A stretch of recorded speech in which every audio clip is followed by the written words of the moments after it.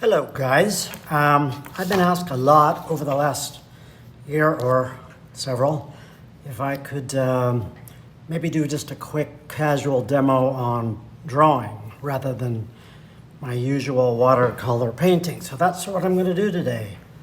A little drawing, and I'll be posting it and welcome your comments and questions on it and why I think it's important, or what is it we can learn from drawing that we can't from painting in general. I talk often about how I think drawing is connected to painting for me. Again, I speak for myself only, that's all I can do.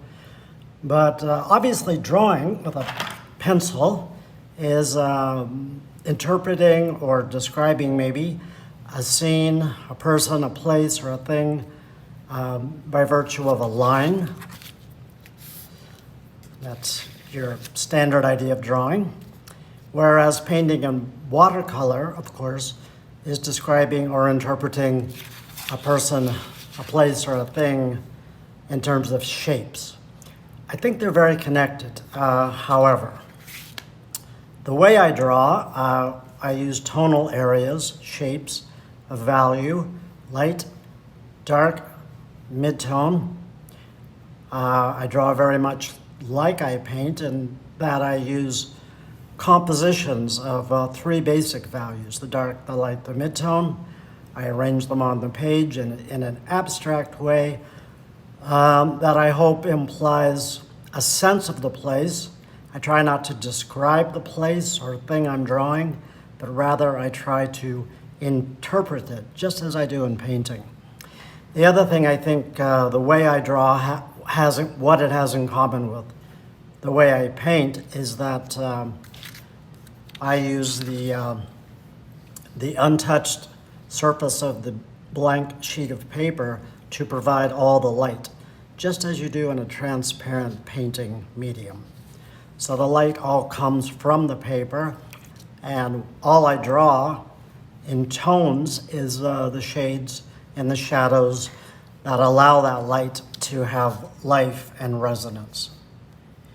So where we are today is I'm working initially from a photo. This is in Lucca, Italy, right off the main square. And this is just a fairly common scene. So it might rightly be asked, what am I drawing? Am I drawing this specific building, these people, this cafe? No, not at all. What I'm drawing is this composition of lights, darks, lights, midtones, as you will see.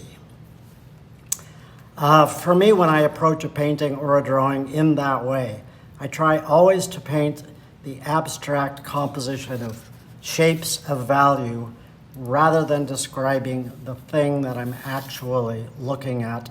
I just think it results in a much more universal, much more lively, hopefully more interesting, hopefully more successful outcome than if I just try to describe something specifically.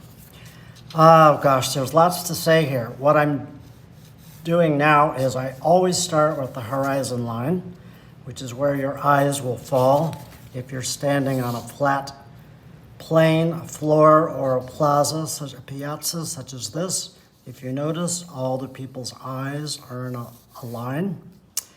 Also, backing up, I should say why I think I want to interpret this in a drawing, a tonal drawing of black and white rather than in a color. You could do a nice color, watercolor of this, but I actually think the real story here is this, the dialogue between the values. So I think a black and white treatment, tonal treatment, will be, for me, much more interesting. So I've taken the color photograph, transposed it into a black and white, just so I could study the values a little bit better. In line here, red line here, you can see where I've denoted the horizon. I've also put a vertical line here to denote the major areas where darks will go on this side. The major areas darks and midtones will fall in this plane. As always, my work is a study in contrast. Horizontal versus vertical, light versus dark, the man-made versus the natural world, object versus void, so positive, negative shapes.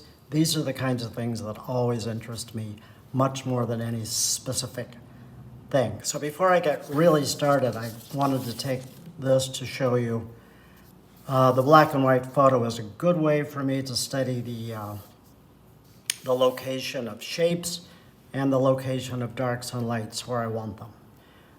I know for sure my lightest lights I want to fall in this area. I'll call the lightest lights a 1, maybe a little bit down here. I think I want to pick a little bit of that up over here, possibly a little bit in the sky too. This will set up a nice triad of lights. My darkest darks will be here. I call 3, maybe a little bit there. And that sets up a nice contrasting triad of dark shapes. So those two triangles of values interlock, hopefully in a very interesting way, and get one side of the drawing to speak to the other and set up all these nice diagonalities and energy within the composition. You might notice what's missing are midtones. Not to worry, they will happen here. 2, 2, probably much of the sky will be a midtone and a bit of the piazza down here. So in this way, you'll set up yet another triangle of midtone values, all interlocking, hopefully, even though this is a semi-realistic scene, a very abstract composition of darks, lights, midtones. I'm going with a square format, which I don't always, but I think it's warranted here because I want to play up this sense of depth. We can never forget that we're painting or drawing on a flat, two-dimensional sheet of paper. All we have is width and height, so anything we can do to enhance, to play up that sense of distance, depth, perspective, dimensionality is worth looking at, whether you work in a realistic or completely abstract way. A square format helps me to do that because I can center all of my interest, all of my center of focus literally here. So a square formatted painting or drawing tends to stop the eye from traveling outside the canvas too much, centers the attention more on purpose right in the middle of your canvas. And in this way will help, I think, encourage the eye of the viewer to travel deep within the painting, to play up the sense of this dimensionality from foreground through the midground all the way to the background. It's a very simple story, but anything I can do to arrange the shapes and compose them properly to make that happen more effectively, that's what I want to do. So the color photograph, I'll keep it off to the side. I generally, as those of you who know my work know, I love color, of course, but I'm much more interested in value in terms of drawing and painting. Value is the backbone, I think, of any good painting, definitely of any good drawing. Photograph, even this one, I like it, but it tends to unify a lot of these values, which means this value contrast way in this distance is just almost as strong as this, much closer. I don't want that. This is where I want my higher contrast here. So if I'm looking at this, I learn that I'll play down the contrast way back there. That will also help increase the sense of depth. Higher contrast tends to occur closer to our eyes. It's just common sense. Things tend to get a little less focus, a little less high in contrast as they recede. Also from this black and white photograph, I learned that the sky area in reality is a bit too light. I want to add a bit more tone in my drawing. And there are clouds here in the sky, which I don't think really bring anything at all to the party, so I'm going to just tone those out and keep the sky a pretty simple shape of tone. I don't want it to be the same as this or this. Yeah, it'll work much better that way. So these photographs are helpful to learn, but please don't ever feel like a photograph I don't like to paint from photographs or really draw from them too much, because we tend to fall too much in love with the thing we're actually seeing and not as much in love as what it could be, the final drawing or final painting, which is what really should interest you. It's a starting point. You can learn a lot where you want to go, but don't feel like you have to copy this exactly. In fact, please don't. The artist's job, I've always believed, is never to copy or try to duplicate reality, but it's rather to interpret it. As I said, I always start with the horizon line. I draw a secondary vertical line here to set up a composition. It's based on the rule of thirds, so roughly a third up from the bottom in this case, roughly a third in from the left side in this case, which sets up a very nicely composed series of squares, rectangles, which should be pretty comfortable. You know, I don't always follow that, obviously, but that's a very safe, very comfortable composition. I am drawing on a sheet of watercolor paper, which I often do. In fact, it's my favorite surface to draw on, as I am a watercolor artist at heart, so I tend to have lots of it around. But I like it as a surface because it allows me to play around with texture. On a scrap sheet of watercolor paper here, you can see you can almost run a wash in tone, and you get this nice dappled texture that you don't get on a flatter or smoother sheet of paper. And that allows a lot of light and sparkle to shine through your drawing. If you press harder with the pencil, you get less. With a lighter touch, you get more.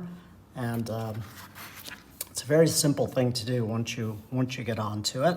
It takes a little practice, but not at all hard to do. I'm using a piece of cold press Bao Hong Chinese paper, which I'm in love with. I've just been playing around a lot with this lately. I really prefer the rough surface for my watercolors generally, but this is cold press, as I said, which is very, it's still fairly textured, but not as coarse as the rough naturally. But it provides a nice texture which takes paint beautifully, but also allows for some sophisticated tonal work in pencil as well. Square format paper, pencils. These are my favorite sketch pencils. You can see these. They're Palomino by Blackwing. They come in different softnesses. The black are the softest, the pearl or the light handle is the softest or lightest. It's probably a 4B. This probably translates into a 6B, something like that. I'm not 100% sure. And what I'm doing now is just lightly sketching in compositional shapes where I want them to be. Again, I'm not too worried about being absolutely accurate. Whenever I paint or draw anything, I want the flavor of that place to read far more than the specifics or the accuracy. if the feeling is accurate, it doesn't really matter if you've drawn it perfectly or if every little window is in the exact right place. One thing I should point out, this is a one-point perspective, meaning we're looking straight on to the face of this wall, right down the street here.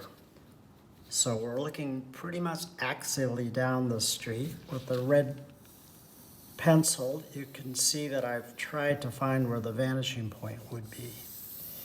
And it's pretty much right about there. And that means all the things in this plane will radiate off that point exactly, or close enough. And everything in this plane, you're looking flat at it, so all the lines will be parallel to the top and bottom of the page. I have done a DVD on perspective. I may well do another as a demo, just to throw up on YouTube so you can see it. There are all kinds of ways of implying depth in your painting. I know a lot of painters hate the thought of perspective, or they think it's too complicated to learn or too difficult. It really isn't. You also don't have to dive that deeply into it. If you just understand the basics, generally speaking, you're going to be fine. It's good enough. But in brief, perspective simply means that two things that are the same size, the one closer to you will appear larger than the one farther away.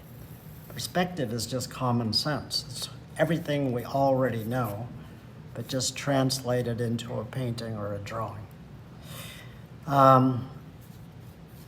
I've drawn in perspective my whole life, so yeah, it is second nature to me, I admit, and I like it a lot, but I really also, in fairness, just don't think it's that hard when you break it down into its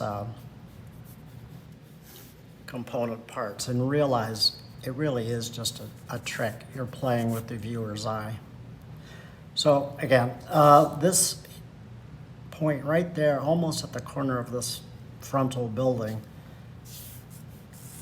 is the vanishing point. If you want, you can just draw some light-ish lines to imply all this stuff. I'm not going to detail all of this. I want to just imply it. I think I mentioned that my final drawing is going to have the darkest dark here and here in a dialogue, my lightest light here, here, and here in a dialogue. So in the darkest areas, the shades and shadows, definitely not too worried about drawing all these details, not at all. I mean, it isn't up to me to say what you should want to do. I can imagine myself sitting down and maniacally drawing all of these details exactly, but I think for this kind of sketch drawing, it's just not necessary. I love these pencils in the studio, but you do have, they're so soft, you have to sharpen them all the time. So I have one of these guys. It's fine if you're at home. When you're traveling, you can't always do that. So I also use these Faber-Castell sort of mechanical sketch pencils, which you never have to sharpen. I use these when I travel, so I don't have to carry a sharpener around with me. Beautiful pencil also. You can't get quite as sharp a point, but that's not always a big deal. Just a beautiful pencil. This has interchangeable leads as well. This has, if I remember correctly, about a 2B in it. It's a little harder than these, so I'm going to use it actually right now to start adding some tone in these background buildings, because again, I don't want these as sharply etched and as high contrast as I'm going to want these up front. So again, you could get crazy detailed, but there's no need. If you just imply a little, generally that's going to be enough. What I love about this scene is the one-point perspective tends to make these big blocky shapes kind of intentionally static. And then this diagonal of bright Italian light coming across helps add a different dimension and a liveliness that the actual architectural scene doesn't have. Did I mention where this is? I can't recall. I think I did, but this is Lucca, Italy, one of my favorite spots on earth. Supposed to be there later this year, and it looks like that's not going to happen. But that's okay. We'll make the best of it. I love doing my drawings with sort of an assigned angularity to the brush marks. I'm not saying you have to do that. You can do whatever you like, obviously. Some people draw with hatch marks going both ways. I like to give a sort of dominant directionality to my pencil marks to just give some identity to the painting. You could flip it upside down and make the marks go the opposite way if you wish. But I just love to do this. It's a little bit characteristic of the way I draw. But if you just if you're right-handed and tend to draw in this direction anyway, you can use that to your advantage and then add some tone to an area like that in the background. You can then give it a little bit more sophistication by picking up here and there certain of those areas, making them just a little darker.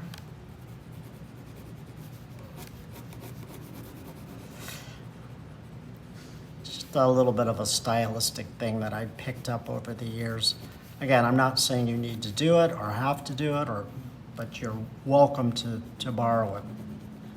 I didn't invent paper or pencils, so I have the copyright on none of this stuff. Go for it. Just as in watercolor, I almost always tend to work my drawings up from the lightest areas first to the darkest last. Of course, there are exceptions to that, but generally speaking, that is true.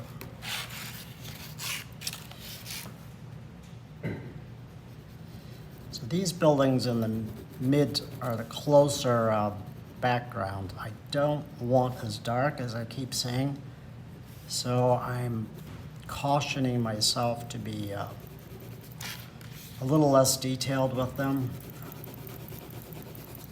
Really, just as in watercolor, everything is just a shape. It all comes down to shapes.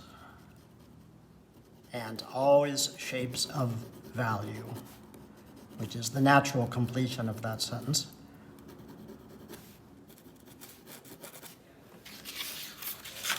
A piece of scrap paper like this can be anything, but it's helpful just to rest your hand on so you don't unintentionally smear things you've already got drawn.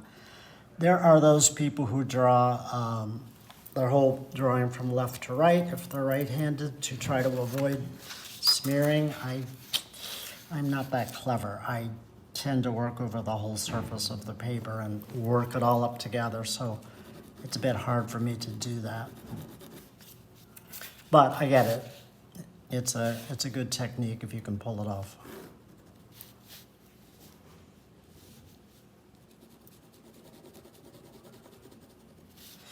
What I'm doing now is the lightest light, the lightest value, obviously, is the white of the paper. It's already done, so I don't have to do anything to that. So what I'm doing is working on the number 2 values, the midtones. Obviously, the darks can have a range of darks, even within the darkest darks, from super near black to very dark. They're not all identical. Same with the midtones. Every mark I make is not as dark as every other, but there's a range that you could consider midtones. Within the light, yeah, you could have light that's not entirely white, but I try to maintain as much saved white as I can if it makes the painting better.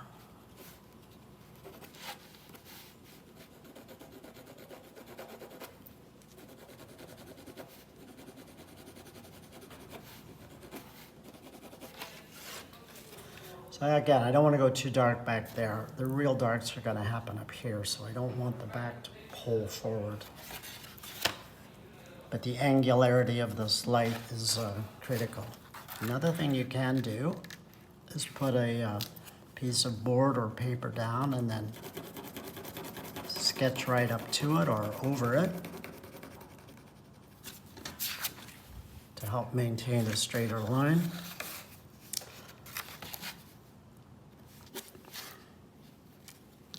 The sky I want to be, again, a number 2 mid-tone value, so I'm going to lay in the tone of that now with this much softer pencil. I'm not worried about edges here.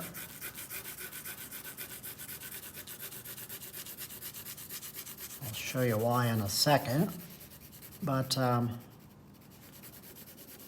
just as in watercolor, drawing is a lot about edges. A little easier to control with pencil. This area I know is going to be quite dark, so I'm not at all worried about that edge. This edge of the building I want quite white, but I don't worry about going over that line a little bit because I know I can go back with an eraser and soften it. I don't want a lot of character showing up in the sky. That is, I don't want a lot of lines too visible.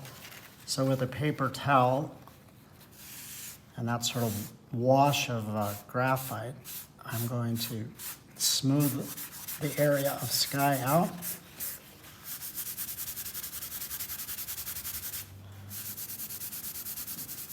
So it reads almost like liquid graphite.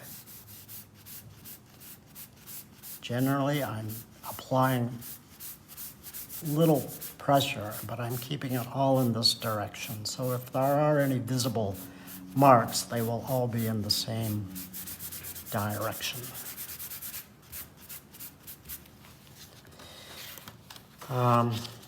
Again, here, this wall, this collection of shapes is going to be quite dark.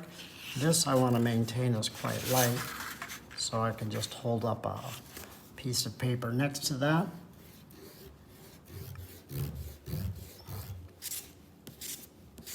And very easily lift off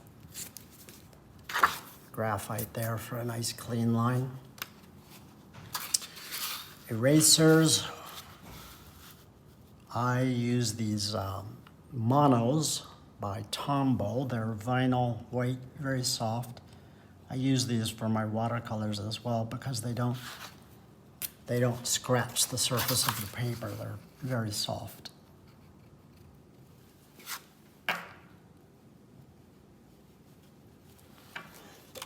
Fancier drawings, you can go back in later and literally lift out line work, power lines, or tree branches or something with an eraser too, but this is a much simpler sketch than all that.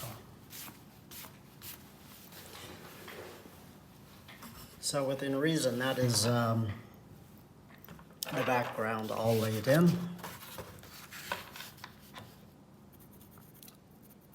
As always, you can just assess as you go. I think it could use a little bit more clarity at the very top of the buildings here.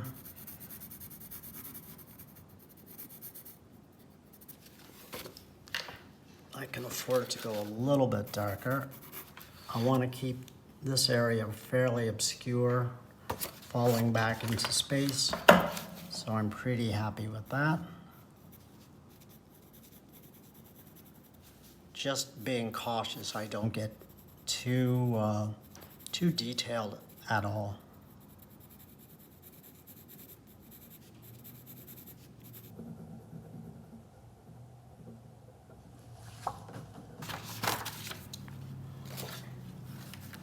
That'll do. There's a lot of contrast between this shade coming down from these buildings across this face here. So I just want to be sure that this one that's going to fall here is much sharper, and I think it will be. Very deep shade coming down here. I mean, you are the artist. You have the ability to change anything or recreate or invent anything that looks better in your painting. But I happen to love these deep shadows. It's not that dark, has a lot of luminous light in it, so I'm definitely going to save it. It is a mid-tone value because of all the bounce light that occurs inside of it.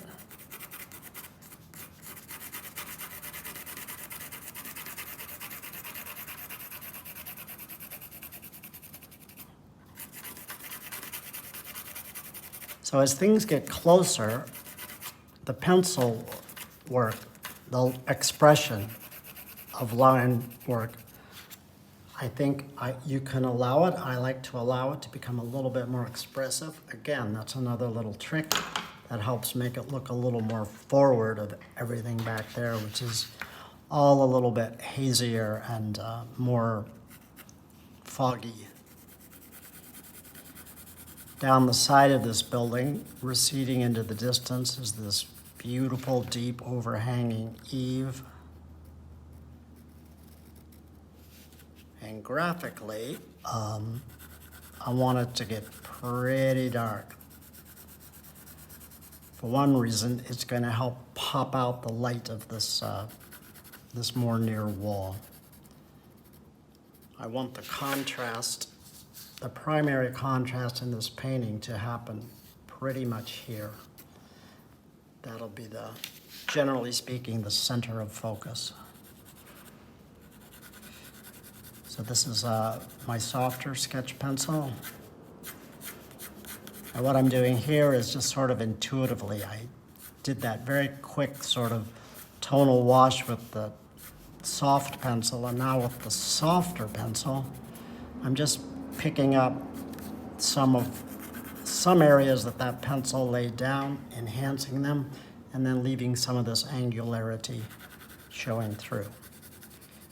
I think you can see what's happening is that the graphic image of the painting has this angular sun coming this way, but my pencil marks are going this way, generally, overall. So what I'm hoping that'll do is set up a nice another kind of a contrast within the drawing when it's all finished. So it'll be kind of a nice resolved tension, I hope. That's what I'm going for. Here, because this building's a little closer, well, it's much closer, I can afford to be both darker and a little bit more specific with any hint of detail I want, or any crisper edges would happen much more here than they would back there. That's another really easy way you can imply depth and dimension within your painting and drawings. Same principle as in watercolor. This line here, I mean, yes, this goes right up off the page, but you don't want the viewer's eye to vanish up off the page too much.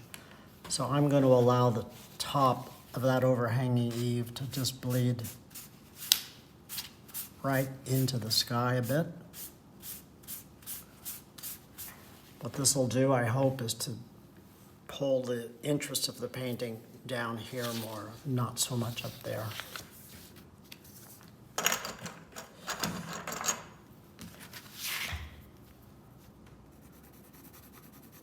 just as in a painting, it'd be really easy to get all lost and hung up in all these specific details, but I'm constantly telling myself, don't do it, don't do it. Just try to decide what's absolutely necessary to tell the story of the painting, and don't go any further than that.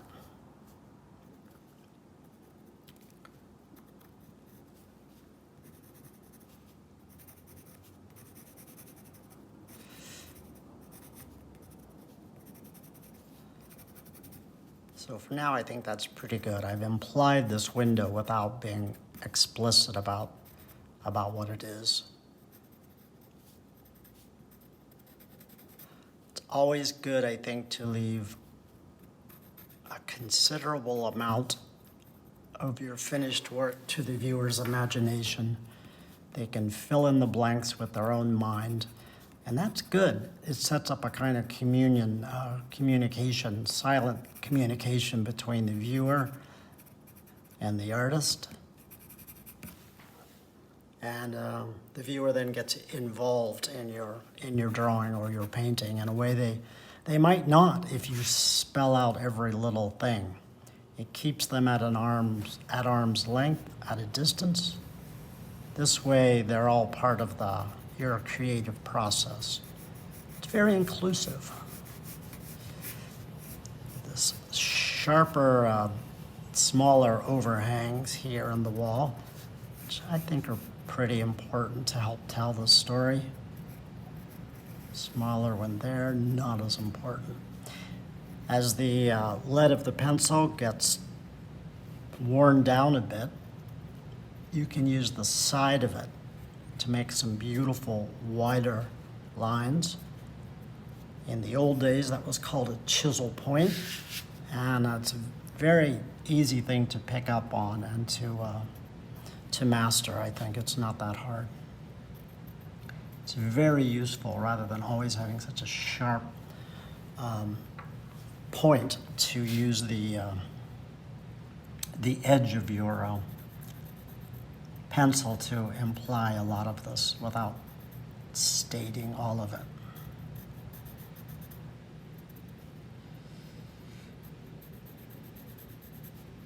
I want to be a little specific in this window because it is sort of right up front and a bit of the star of the show. So I want to imply some of these window panes, but I don't want to draw everything, just enough to get the idea across. That should do.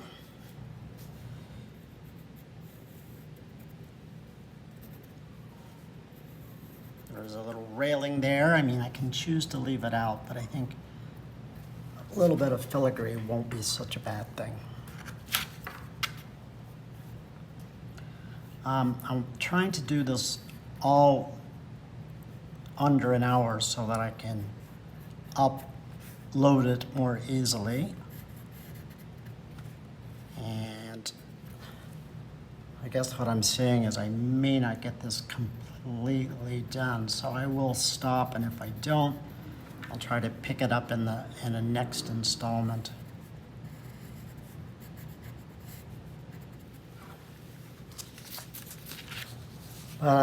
Already I think you can begin to see what's happening, as there is contrast back there, of course, but it's not as stark or as crisp as it is up front. That's obviously my intention. This whole collection of building walls is going to be quite dark, and it casts this beautiful angular shadow down across this wall. In reality, it starts about here.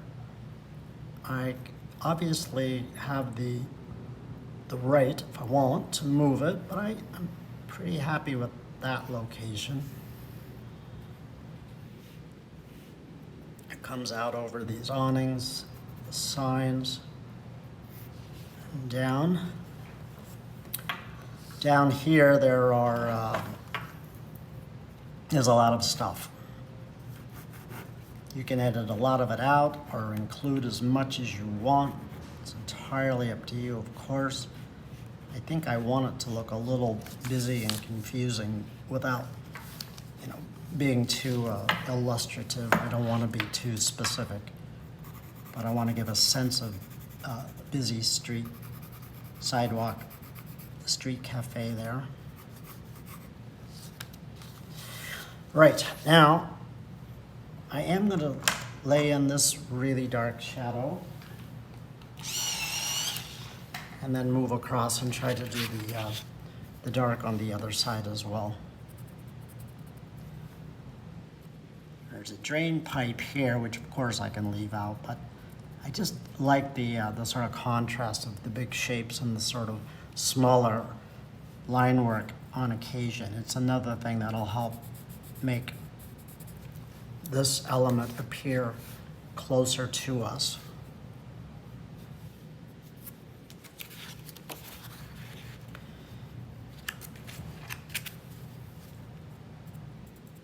So this whole area is in shadow, with the exception of a few of those umbrellas and things at the ground level are not. But this whole wall is quite rich and dark in value. There's some signs and things on the side. Don't really know what's going on over there. I hope I didn't stick my head in front of the camera. It's my bad habit of doing that.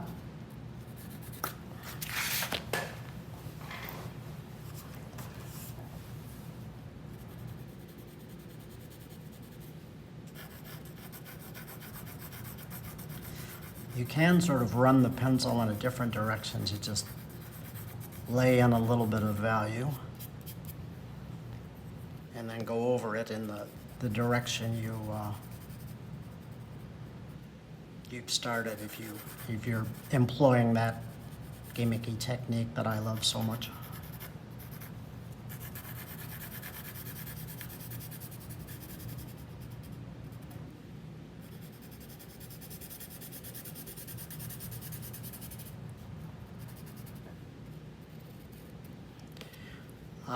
I always drew. It was just my way of getting through childhood. If I didn't like what was going on in my world, or even if I did, I drew to wake myself up, to put myself to sleep. I just loved drawing. And again, if I was unhappy with whatever world I thought I was living in, if I was hard done by my evil parents or teachers or something, drawing was just the perfect escape for me to invent or imagine other worlds I'd rather live in without all the mean teachers and parents. Oddly enough, all these many years later, really nothing has changed. I still do the exact same thing. It's just, I'm incredibly happy when I'm drawing. It's just relaxed. I don't feel any particular, I don't know how to express it. I don't feel any need to impress or to compete or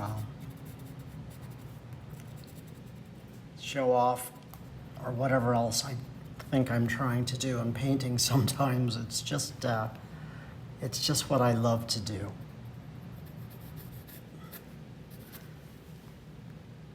Just like in a watercolor, you listen to your drawing and you start to step back a few feet and see, what does it need? Does it need a bit more of this, a little less of that? Unlike a watercolor, pretty much. I mean, you can change watercolors. There's that myth that you can't. Of course you can. You can always lift and scrub and change and do this and that. But yeah, no doubt about it, it's a lot easier with a pencil drawing. You can erase, draw over.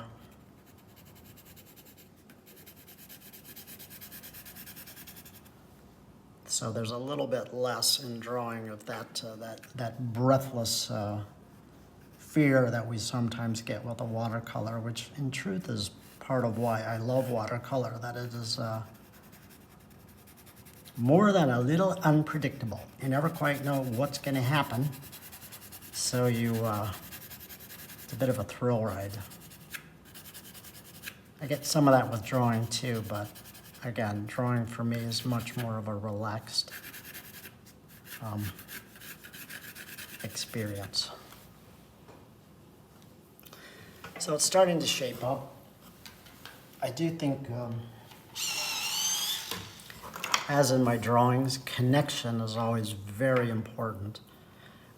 I like all the contrast that's happening here, obviously. It's the big thing I'm going for. One thing that's starting to bother me a bit is all this white that's leading right off the page, and that may not be good.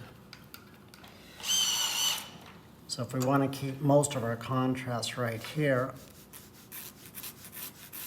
you can just play down tonally some of that white.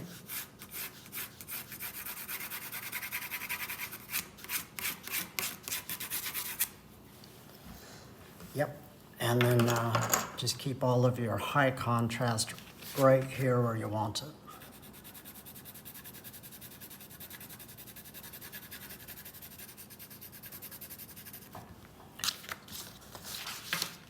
Everything over here is going to be almost this dark, or a good bit of it, with just like in watercolor. Within dark, lights live. A lot of light can live within that dark. So I'm not too concerned about drawing things specifically. I'm going to treat this entire large shape as one big abstract collection of values from pretty dark to fairly light, but overall the reed should be dark.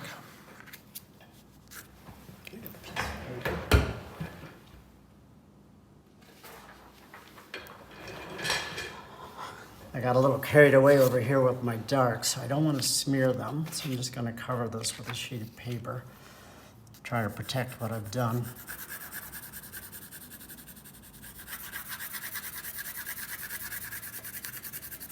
And I'm using the Palomino black handled pencil, which is a bit softer, makes a slightly darker mark than the white. A very worn down point, so I have a nice broad chisel on there, and I'm just literally essentially running a wash of value. So yeah, the way I draw is very much informed by the way I paint, and vice versa. One informs, feeds the other. And just as there's no one right way to paint, of course there's no one right way to draw either. Whatever works for you.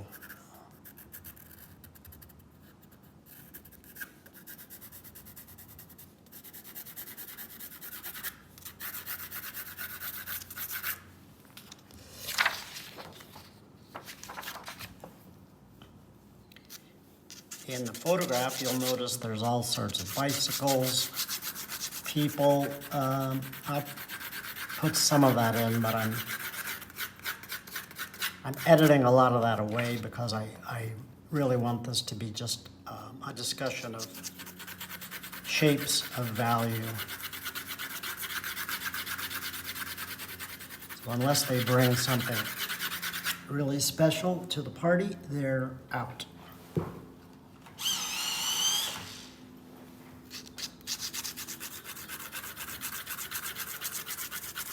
I can't say how much I love this pencil marks across the surface of a watercolor paper. This amazing texture.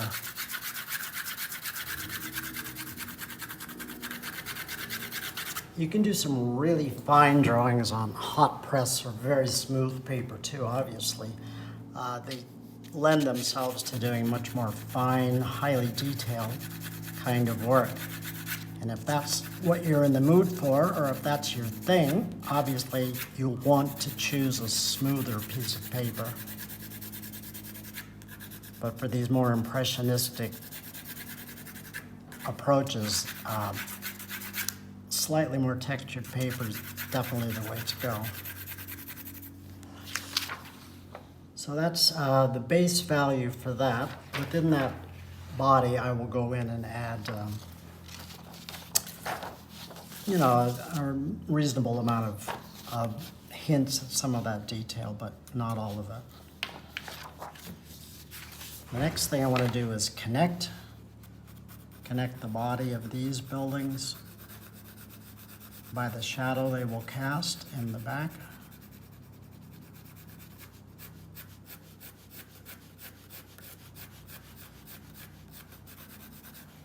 No drawing time for pencil, of course, so blending you can do at any time. My watercolors, I do work them all up together at once. So once I start a watercolor, I have to finish it because I cannot stop midstream.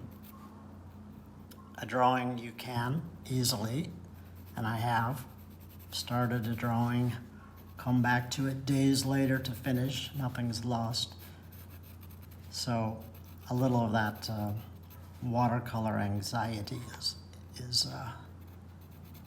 eliminated. So I am hinting at some people back here in the shadow areas. Again, perspective. A person who's as tall as these guys, their heads will be pretty much on the same line, the horizon line, but their feet will meet the ground quicker so that they will appear farther away. Also, if they're far away, they'll be lighter or less distinct in value. The edges will be fuzzier and their value will be less saturated.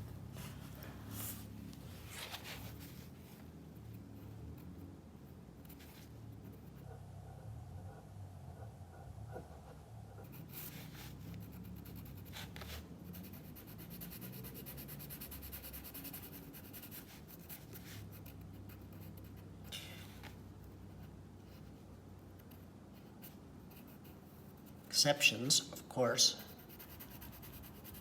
are very, very short people, pets, or children. Their eyes, of course, will not be on the same horizon line. These guys are walking out in the sun just a bit, so they'll get their own shadows stretching across to connect one side with the other. And then a much bigger shadow here to connect the bottoms of these buildings.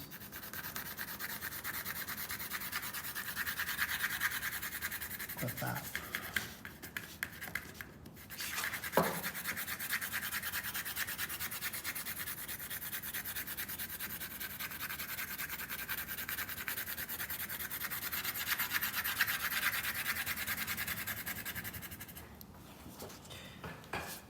So my hour's about up, but I think I've got the basics here. You can see I'll finish this in the next installment.